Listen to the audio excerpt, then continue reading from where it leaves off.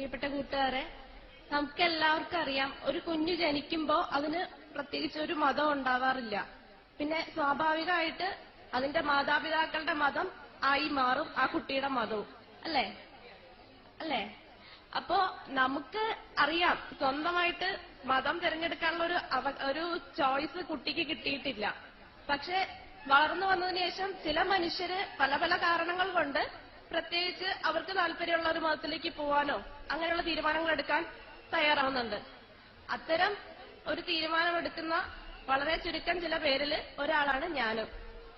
ഞാനൊരു ക്രിസ്ത്യൻ കത്തോലിക്ക കുടുംബത്തിൽ ജനിച്ച കുട്ടിയാണ്. എന്റെ മാതാപിതാക്കള് ഞായറാഴ്ച മാത്രം ഞായറാഴ്ച പള്ളിയിൽ പോകണം എന്നതാണ് തിരുസഭയുടെ കൽപ്പനയെങ്കിലും എന്നും പള്ളിയിൽ പോകുന്ന ഒരു ശീലത്തിൽ വളർത്തിക്കൊണ്ടുവന്ന മക്കളാണ് ഞങ്ങള്. ചെറുപ്പം മുതലേ ക്രിസ്ത്യൻ, പിന്നെ കത്തോലിക്ക സ്റ്റുഡൻസ് ലീഗ്, പിന്നെ യൂത്ത് മൂവ്മെന്റ്, ബൈബിൾ ക്വിസ്, ഇതിനൊക്കെ പങ്കെടുത്ത് അങ്ങനെ ശീലിച്ച് വളർന്നു വന്ന ഞാനാണ്. അപ്പോ ഞാൻ പഠിച്ചുകൊണ്ടിരിക്കുന്ന സമയത്ത് നമുക്കെല്ലാവർക്കും അറിയായിരിക്കും, ഡാവിൻസി കോഡ് എന്നൊരു ബുക്ക് വളരെയേറെ ചർച്ച ചെയ്യപ്പെട്ടൊരു ബുക്കാണ്, ഡാൻ ബ്രൗണിന്റെ. അപ്പോ ആ ബുക്കില് ബൈബിളിൽ ഇല്ലാത്തൊരു സുവിശേഷത്തെ പറ്റി പറയുന്നുണ്ടായിരുന്നു. അപ്പോ അത് ശ്രദ്ധിച്ചു. ഞാൻ ഒരു ഫിലിപ്പിന്റെ സുവിശേഷം എന്നൊരിത് കണ്ടപ്പോ ഞാൻ ശ്രദ്ധിച്ചെങ്കിലും കൂടുതൽ അതിനെപ്പറ്റി ചിന്തിക്കാനൊന്നും പോയില്ല, അതങ്ങ് വിട്ടുപോയി. പിന്നെ ജോലിയൊക്കെ ആയി, പിന്നെ കൂട്ടുകാരായിട്ട് ഇങ്ങനെ സംസാരിച്ചിരുന്നപ്പോ പല പല വിഷയങ്ങൾ പറഞ്ഞതിനിടയിൽ മതം ഞങ്ങളുടെ ഇടയിൽ വന്നുപോയി. അപ്പോ നമുക്കറിയാം, എല്ലാവർക്കും അവരവരുടെ മതം ഏറ്റവും സെൻസിറ്റീവ് ആയിട്ടുള്ള ഒരു സബ്ജക്റ്റാണ് ഈ മതം എന്ന് പറയുന്നത്. അപ്പോ എല്ലാവരും അവരവരുടെ മതം മുന്നിൽ നിർത്താൻ ഇങ്ങനെ മാക്സിമം പരിശ്രമിച്ചുകൊണ്ടിരിക്കുകയായിരുന്നു. ഞാനും വിട്ടുകൊടുത്തില്ല, ഞാനും അങ്ങനെ തന്നെ നിന്നു. അപ്പോ അറിയാലോ, പറഞ്ഞു വരുമ്പോ ഓരോന്ന് പറഞ്ഞ് എന്റെ സംസാരത്തിന് ഉത്തരം എന്റെ ഒരു ഹിന്ദു സുഹൃത്ത് പറഞ്ഞത് ഇങ്ങനെയാണ്: ഞങ്ങളവിടെ ഹിന്ദുക്കളും ക്രിസ്ത്യൻസും മാത്രമേ ഉണ്ടായിരുന്നുള്ളൂ, മുസ്ലിംസ് ഉണ്ടായിരുന്നില്ല.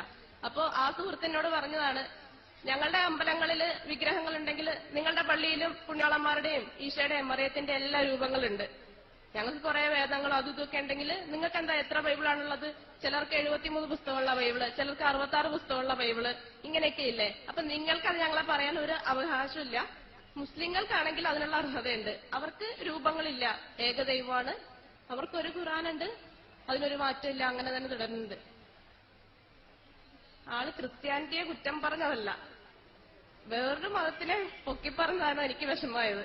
അപ്പോ ഞങ്ങളുടെ ബൈബിളിൽ കുറെ വേർഷൻസ് ഉണ്ടെങ്കിൽ ഇസ്ലാം, ഖുർആൻ അങ്ങനെ ഉണ്ടെന്ന് ഒന്ന് സ്ഥാപിച്ചെടുത്താല് ഞാൻ ജയിച്ചല്ലോ. അങ്ങനെ ഞാൻ പിറ്റേന്ന് തന്നെ ഇന്റർനെറ്റ് കഫേയിൽ പോയി സെർച്ച് ചെയ്തു എത്ര ടൈപ്പ് ഖുർആൻ ഉണ്ടായിരിക്കും എന്നൊക്കെ പറഞ്ഞ്. പല പല വർഷങ്ങളിൽ ഇങ്ങനെ മാറി പ്രിന്റ് ചെയ്യുമ്പോഴേക്കും എന്തെങ്കിലുമൊക്കെ പ്രശ്നം ഉണ്ടാവുമല്ലോ എന്ന് പറഞ്ഞ് സെർച്ച് ചെയ്തപ്പോ ഒരു ലിങ്കിൽ ഞാൻ ക്ലിക്ക് ചെയ്തപ്പോ ഞാൻ ഇതാണ് വായിച്ചത്: ജർമ്മനിയിലെ ഒരു മുനിച്ച് സർവകലാശാലയില് ഖുറാന്റെ കെട്ടാവുന്നതിൽ ഏറ്റവും പുരാതനമായ കോപ്പികൾ മുതൽ ലേറ്റസ്റ്റ് ആയിട്ടുള്ള വരെയുള്ള 42,000 കോപ്പികൾ 50 വർഷം റിസർച്ച് ചെയ്തു. പക്ഷെ ഉത്തരം നമ്മൾ ഇന്ന് കിട്ടുന്ന ഉത്തരം തന്നെ, മാറ്റമില്ല, ഒരു ഖുറാനേ ഉള്ളൂ. എനിക്കത് അത്ഭുതമായിരുന്നു. ഞാൻ അപ്പൊ തന്നെ അടുത്ത് ഒരു മലയാളം ഖുറാൻ സെർച്ച് ചെയ്തു, കിട്ടി, ഡൗൺലോഡ് ചെയ്തു, പിറ്റേന്ന് തന്നെ വായിച്ചു തുടങ്ങി. എന്തായാലും ഖുറാൻ ഞാൻ വായിച്ചു തീർത്തു. പക്ഷെ ഇസ്ലാമിലേക്ക് വരണമെന്നല്ല, ഖുറാൻ അത്രയും ഒരു താല്പര്യത്തോടെ അല്ല, ജസ്റ്റ് ഒന്ന് വായിക്കണം എന്ന അറിവിന് വേണ്ടി ഞാൻ ഒന്ന് വായിച്ചതാണ്. പിന്നെ അങ്ങനെ ഇന്നപ്പോ ഈ സാമ്പത്തിക മാന്ദ്യം നിങ്ങളെല്ലാം കേട്ടിട്ടുണ്ടാവില്ലോ, ഞാൻ അതിന്റെ ഒരു ഇരയാണ്. സാമ്പത്തിക മാന്ദ്യം വന്നപ്പോ എന്റെ ജോലിയും പോയി. അപ്പോ വീട്ടിലിരുന്ന് ഇനി അടുത്തൊരു ജോലിക്ക് വേണ്ടി വീണ്ടും സെർച്ചിങ്ങും ഒക്കെ ആയിട്ട് ഇങ്ങനെ തുടർന്നപ്പോ ഒരു സൈറ്റ് ലോഡ് ചെയ്യാൻ വരുന്ന ആ ടൈമിനിടയിൽ പെട്ടെന്ന് ഈ പണ്ട് വായിച്ച ഡാൻ ബ്രൗണിന്റെ ആ ബൈബിളിലില്ലാത്ത സുവിശേഷത്തിന്റെ കാര്യം ഓർമ്മ വന്നു. പിന്നെ വെറുതെ അതൊന്ന് സെർച്ച് ചെയ്തപ്പോ മനസ്സിലായി, ബൈബിളിലില്ലാത്ത ആ ഒരു പുസ്തകം മാത്രമല്ല, 600-ൽ പരം പുസ്തകങ്ങൾ കിട്ടിയിട്ടുള്ളതിൽ ആകെ 73-ഓ 66-ഓ മാത്രമേ ബൈബിളിലുള്ളൂ. അപ്പൊ പിന്നെ ബാക്കിയൊക്കെ എവിടെ പോയി എന്ന് നോക്കാൻ തോന്നി. പിന്നെ അങ്ങനെ നോക്കിയപ്പോ വേറെ കുറെ സുവിശേഷങ്ങൾ ഉണ്ടെന്ന് കണ്ടു. അപ്പൊ പിന്നെ അതൊക്കെ എന്തുകൊണ്ടാണ് നമ്മുടെ ബൈബിളിൽ ഇല്ലാത്തതെന്ന് തോന്നി. അപ്പോ ആരാണ് ഈ ബൈബിളിൽ ഇത്രയും സാധനങ്ങൾ എടുത്തു വെച്ചതെന്ന് നോക്കാൻ തോന്നി. അങ്ങനെ സംശയങ്ങൾ ഇങ്ങനെ കൂടിക്കൂടി വന്നു. ബൈബിൾ എങ്ങനെ ഉണ്ടായി, എന്നുണ്ടായി, ആരെഴുതി, പലരെഴുതിയതാണെങ്കിൽ എങ്ങനെ ഒരുമിച്ചായി, ആരാണ് ഈ ഒരുമിച്ചാക്കേണ്ട പുസ്തകങ്ങൾ, ഇതൊക്കെയാണ് വേണ്ടത് തെരഞ്ഞെടുത്തത്. അങ്ങനെ 4 സുവിശേഷങ്ങൾ മാത്രമേ ബൈബിളിലുള്ളൂ, ബാക്കിയുള്ളവ എന്ത് സംഭവിച്ചു, എന്തുകൊണ്ട് കത്തോലിക്കർക്ക് 73 പുസ്തകം, മറ്റുള്ളവർക്ക് 66 പുസ്തകം, ഇങ്ങനെ സെർച്ച് ചെയ്ത് അവസാനം എനിക്ക് മനസ്സിലായി, ഞാൻ എല്ലാം ഒന്നുകൂടെ ചിന്തിക്കേണ്ടിയിരിക്കുന്നു. ഞാൻ ആരാധിക്കുന്ന ദൈവം ഏതാണ്, എന്തുകൊണ്ടാണ് ഞാൻ ഞായറാഴ്ച പള്ളിയിൽ പോയി ഇത്തരം ഒരു ശുശ്രൂഷയിൽ പങ്കെടുക്കുന്നത്, എന്തിന് ഞാൻ രൂപങ്ങളോട് പ്രാർത്ഥിക്കുന്നു, ദൈവം ത്രിത്വേകാണോ, അങ്ങനെ അങ്ങനെ കുറെ സംശയങ്ങളുണ്ടായി. അവസാനം എനിക്ക് മനസ്സിലായി ഇതൊക്കെ മനുഷ്യരുണ്ടാക്കിയ കാര്യങ്ങളാണ്. ഞാൻ ഈ കൊണ്ടു നടക്കുന്ന ആചാരങ്ങളും ആരാധനാ രീതികളും എല്ലാം സഭ ഉണ്ടാക്കിയതാണ്. ഓരോ കൗൺസിൽ കൂടുമ്പോഴും ആദ്യത്തെ കൗൺസിലില് യേശുവിന് ദൈവത്വം നൽകി, രണ്ടാമത്തെ കൗൺസിലില് പരിശുദ്ധാത്മാവിന് ദൈവത്വം നൽകി, പിന്നെ മറിയം ദൈവത്തിന്റെ മാതാവാണെന്ന് പറഞ്ഞു, പിന്നെ പാപങ്ങൾ പൊറുക്കാൻ സഭയ്ക്ക് അധികാരമുണ്ടെന്ന് പറഞ്ഞു. അങ്ങനെ അങ്ങനെ അങ്ങനെ അങ്ങനെ ഇന്ന് ഞാൻ കാണുന്നത് സഭയുടെ ഒരു പഠിപ്പിക്കൽ മാത്രമാണ്. അതിന് ബൈബിളിന്റെ യാതൊരു അടിസ്ഥാനം ഇല്ല. ബൈബിള് തന്നെ ഇപ്പൊ ഉള്ളത് എത്രത്തോളം സത്യമാണെന്നത് സംശയമായി.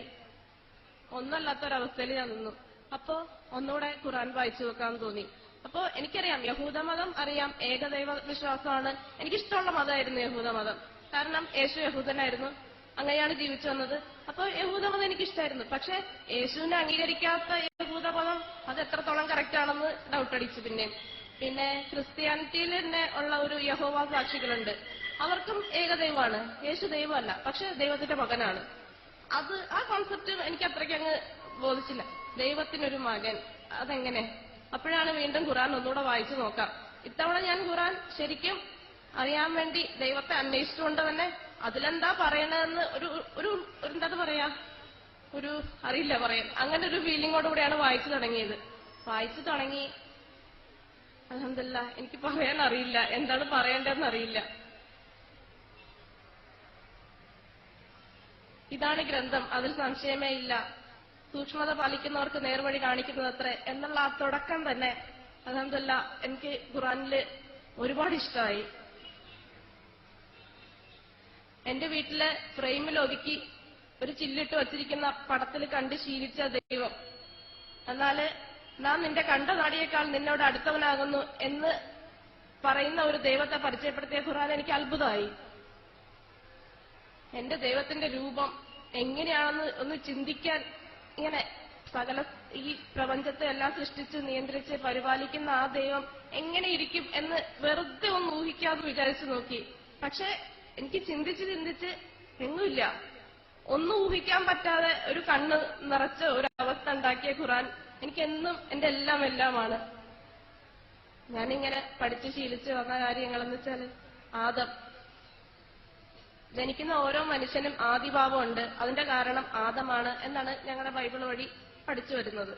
എന്നാൽ ആദ്യത്തെ ഖലീഫയായി, ആദ്യത്തെ പ്രവാചകനായിട്ട് തന്നെ അല്ലാഹ് ആദത്തിനെ നിശ്ചയിച്ചു. ആ ആദത്തിനെ പറ്റിയാണ് ഞങ്ങൾ ജനിക്കുന്ന എല്ലാ മനുഷ്യന്റെയും ജന്മപാപത്തിന് കാരണം ആദമാണെന്ന് പറഞ്ഞു. നോഹ, കുടിച്ചുന്മത്തനായ നോഹയെ ബൈബിളിൽ കാണിച്ചപ്പോ ഏറ്റവും വലിയ പ്രവാചകരിലൊരാളായി നോഹയെ ഖുർആൻ എനിക്ക് പരിചയപ്പെടുത്തി. പിന്നെ ദാവീദ് രാജാവ്, സുന്ദരിയായ ഒരു സ്ത്രീയെ കല്യാണം കഴിക്കാൻ വേണ്ടി അവരുടെ ഭർത്താവിനെ കൊലപ്പെടുത്തിയ ഒരാളായിട്ടാണ് ദാവീദ് രാജാവിനെ ബൈബിളിൽ കാണിച്ചിരിക്കുന്നത്. രാജാവാണ്, നല്ല കാര്യങ്ങൾ ചെയ്തിട്ടുണ്ട്, പക്ഷെ ഇങ്ങനെയും പറഞ്ഞിട്ടുണ്ട്.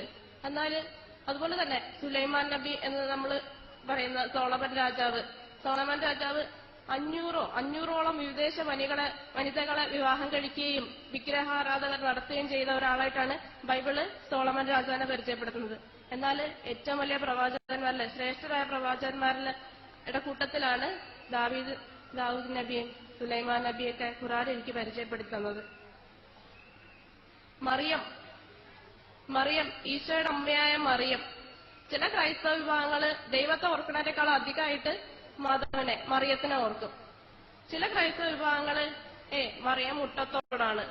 വേറെ ചിലർക്ക് മറിയത്തിന് വേറെ കന്യകയല്ല, വേറെ മക്കളുണ്ടെന്ന് സ്ഥാപിക്കാൻ നോക്കുന്നു. യഹൂദരാകട്ടെ മറിയം വളരെ മോശമായ ഒരു സ്ത്രീയാണെന്ന് പറയുന്നു.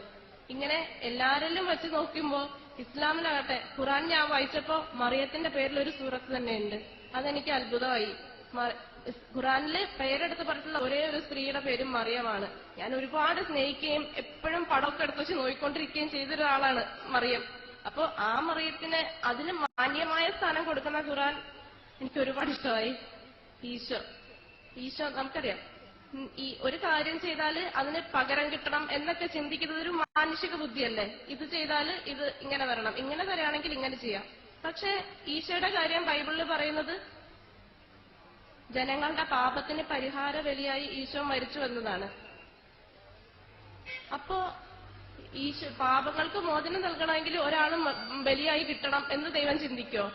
അങ്ങനെ ദൈവത്തിന് ഒരു മാനുഷിക ഒരു സ്വഭാവം അടിച്ചേൽപ്പിക്കണ പോലെ എനിക്ക് തോന്നി. അതുപോലെ തന്നെ എന്നാലും ഖുറാനിലാണെങ്കിൽ തൊട്ടിൽ കിടന്നു മുതലേ അത്ഭുതങ്ങൾ പ്രവർത്തിക്കുന്ന യേശുവിനെയാണ് ഖുറാനിൽ ഞാൻ കണ്ടത്. എനിക്ക് അത് ഒരു അത്ഭുതമായിട്ട് തന്നെ തോന്നി. കാരണം വേണമെങ്കിൽ ബൈബിളിൽ അങ്ങനെയൊക്കെ എഴുതാം, പക്ഷെ ബൈബിളിനേക്കാളും കൂടുതലായിട്ടും മാന്യമായ സ്ഥാനവും ഞാൻ ഇഷ്ടപ്പെട്ടിരുന്ന എല്ലാ പ്രവാചകന്മാർക്കും കൊടുക്കുന്ന ഖുറാൻ അൽഹംദുലില്ലാഹ് എനിക്ക് വളരെ വളരെ അത്ഭുതവും ഇഷ്ടവും ഒക്കെ